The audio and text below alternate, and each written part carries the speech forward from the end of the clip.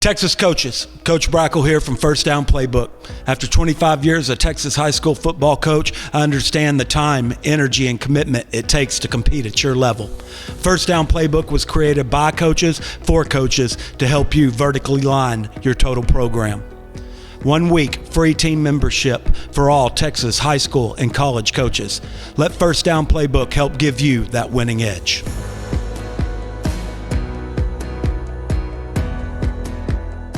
Greg Powers, Dave Campbell's Texas Football, and I'm here with Texas High School Football insider, the legend Matt Stepp, out here at the AT&T Stadium for the 2A Division II Texas High School Football State Championship game between Muenster and Shiner.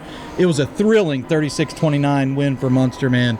Second state championship win since 2017. Give us the analysis. What was the key tipping point in this game? You know, for me, first off, what a way to start off the 11-man games. What a great ball game. Two, we thought this would be a banger. Two really evenly matched teams on paper. And I think what we saw was senior and veteran leadership from the Muenster Hornets. The Shiner team is very, very young. We'll talk about that probably at the end here. But Muenster, that leadership. Cason Carney, the quarterback, he's just a junior, but he's a 3-year starter. He's a coach's kid. And the trench play, I thought Muenster's offensive line was really outstanding. Anytime they needed to move the chains, they were able to get first downs.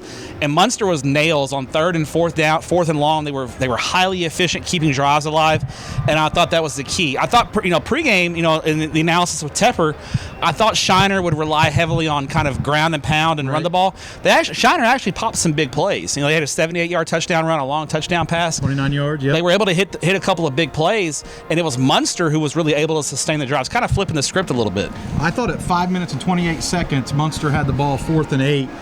They could have went for it. It was on the plus side of the field. Coach decided to punt it. They punted it down to the 1-yard line, and to me, I thought that was what really changed this game, because they were able to force a 3 and out, get the ball on the 19-yard line, and cash in a touchdown. I mean, just you watch a lot of games, man. In your experience, it takes a lot of courage to make that call. Yeah, especially in a state championship game in plus territory. Head coach Brady Carney has a lot of confidence in his special teams, which is kind of rare at the 2A Division II level. Special teams can be shaky at this level. He takes a delay of game to give his punter a little bit more room, and the punter executes a perfect short punt. He gets a great roll, very friendly roll down to the 1-yard line. You don't see that kind of execution at the 6A level, much less a 2A Division II level. So Brady Carney looks like an absolute genius for calling that, but also he has to have confidence in his defense. They get the stop, because if Shiner gets a couple of first downs, they're starting to milk the clock with the 1-point lead. They may just sit on the ball to the rest to end the game. They get their defense out there, they get a stop, and Shiner, remember, on first down they picked up 6 yards. On 2nd and 4, they bow up, get two losses. They give the ball back to the offense. They get the benefit of the short punt. I mean, a 19-yard field, it's a lot asking of the Shiner defense to get a stop. Muenster cashes in and leaves Shiner very little time left. I do want to talk a little bit about Shiner, because it looked like they had to pick themselves off the mat. We had an opening onside kick, went in Muenster's favor. Shiner went down. Muenster had all the momentum early, but they did find Jarvis Williams on that 29-yard touchdown pass, which was a freshman catching a touchdown pass on the big stage. Yeah, Jarvis Williams is a player. He went out late in the game with an injury. Tough break for Shiner. Quincy Jones also was hampered by an injury as well on the long touchdown runs. On that long touchdown Yeah, he came back in on defense, but he didn't have another carry the rest of the game. And so I think that kind of hurt Shiner. But this team, they only have 5 seniors on the entire roster.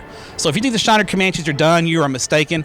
They are going to be, right now, if you're just looking at what they have coming back, they're probably going to be the number 1 team in the state preseason, because they return so much. The only big question mark that's going to be going into 2025, it's weird saying that, 2025 is going to be replacing quarterback Carson Schutte, who was a senior. He provided that senior leadership, that steady hand. They're going to have to replace him. And on the Muenster side, coming back next year, you got Cason Carney back for an encore after an MVP performance to lead his team to a state championship. He's back for another year, but Muenster's going to have to replace some pieces. They lose a really good senior class. Shout out to Tristan Vesley, a freshman, won the defensive MVP award for Shiner in the losing effort. 14 tackles, 2 tackles for a loss. This kid was all over the field. It's not often that I've seen a freshman hoist one of those MVP honors. So, I mean, the defense has some dudes, too. Yeah, Vesley's back. Quincy Jones played a lot of defense. Shiner, like I said, they're going to be around for the coming future, and they're going to be a team to watch. But this is about Muenster today.